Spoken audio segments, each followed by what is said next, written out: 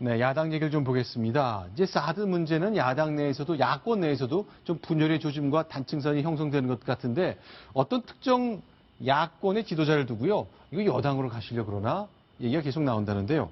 자, 먼저 주승용 국민의당의 비대위원 얘기를 듣는 것으로 시작해 보겠습니다. 더불어민주당은 제1야당입니다.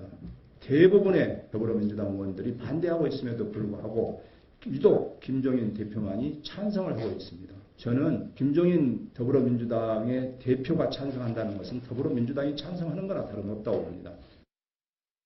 자, 구자웅 차장. 네. 결국 야권 내에서 이제 사드 문제를 놓고 국민의당이 더불어민주당을 압박을 하고 있군요. 그렇습니다. 국민의당의 경우에는 당론으로 사드 배치 반대를 채택을 했고요. 네. 더불어민주당의 경우에는 당론 채택 없이 김종인 대표가 실질적인 국익에 도움이 된다면 사드 배치를 찬성한다는 입장을 밝혀서 야권 내에서도 지금 의견이 갈려있는 상태입니다.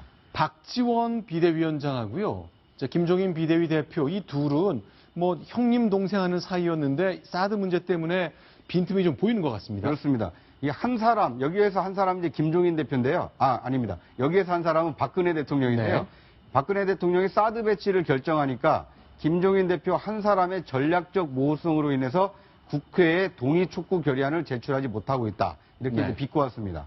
네, 그리고요. 네. 그리고 이제 원래 그 두 사람은 2012년 대선 때 한 배를 탔던 사람들이니 한 사람 생각을 따르는지, 그러니까 박 대통령 생각을 따르는지 네. 그 한 사람도 김종인 대표도 여당으로 가시려는지 복잡한 현실이다라고 지금 뭐 답답한 이 속내를 드러냈습니다.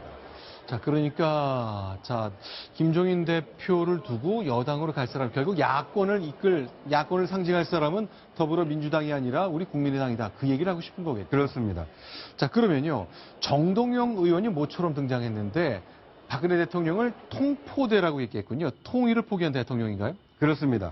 그러니까 이제 노무현 대통령에 대해서 그 당시에 야당인 한나라당에서 경포대라고 굉장히 비난을 많이 했었거든요. 네. 경제를 포기한 대통령이다라고 얘기를 했듯이 박근혜 대통령은 역사에 통일을 포기한 대통령, 이른바 통포대로 남을 것이다라고 얘기를 했습니다. 경포대, 통포대, 무슨 포대 이렇게 부르는 것이 자, 동아일보가 실었던 네컷 만평에서 좀 시작된 말 같아요. 자, 오래전 일입니다만 네컷 만평 저희가 좀 소개해 드릴게요. 그걸 보면은 경포대다 해서 노무현 대통령 좀 비판적으로 묘사한 대목이 좀 나오잖아요. 네. 그래서 이제 요즘 인기 검색어가 뭐냐라고 하니까 이제 경포대라고 얘기를 하지 않습니까? 그 휴가철이라 그런가 한번 쳐보자라고 하니까 경포대를 이제 그 삼행시로 만들어서 경제를 포기한 대통령이다.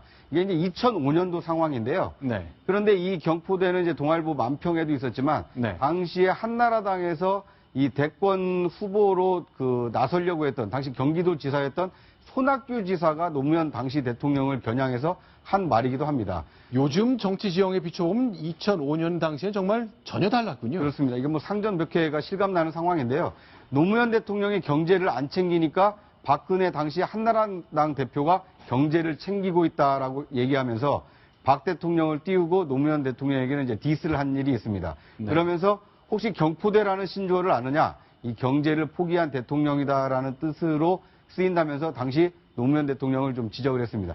그런데 이 뭐 통포대 대통령이 나온 시점이 참 묘한 게요. 네. 지금 셀프 유배 중인 그 손학규 그 전 고문이 곧 정계 복귀를 지금 암시하고 있지 않습니까? 네. 그렇게 되면 이제 자연스럽게 야권의 이제 대권 주자로 그 발돋움을 할 텐데 그런 시점에 이 친노들이 가장 경기를 일으키는 경포대라는 말을 연상시키는 이 네. 통포대를 이렇게 끼얹는 것을 보면 어떻게 보면 야권 내에서 대선 주자들 간에 벌써 이제 삿발 싸움이 시작된 거 아닌가 싶습니다. 자, 지금 저기 보이는 것은 전남 강진의 손학규 전 상임 고문이 사는 흑담집인데 저곳을 떠나서 이제 서울로 올라오느냐 초읽기에 들어갔다는 거 뭐 지배적인 평가죠. 그렇습니다. 조만간에 뭐 책도 하나 낸다고 합니다.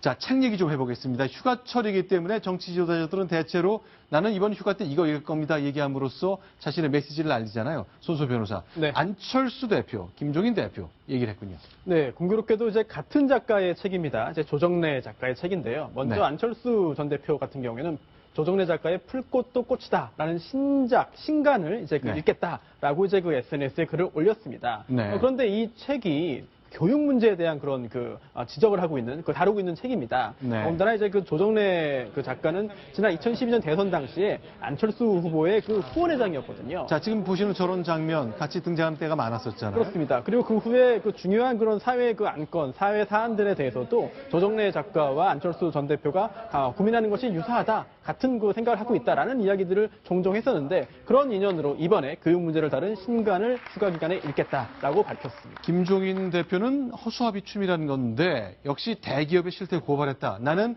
경제 민주화를 계속 이 휴가 기간에도 놓지 않겠다. 그 말로 봐야 되겠네요. 그렇습니다. 이 허수아비춤이라는 책은 이제 신간은 아니고요. 좀 됐습니다. 2010년에 나온 책인데요. 네. 이제 그 아내인 김미경 여사의 추천으로 읽게 됐다라고 하고 있는데, 김종인 대표 같은 경우에는 경제 민주화가 또 브랜드 아니겠습니까? 그거를 강조할 수 있는 그런 경제 문제를 지적하는 책을 읽겠다라고 하고 있습니다. 알겠습니다. 여름 휴가에 읽을 책도 역시 정치적 메시지는 담겨 있었습니다.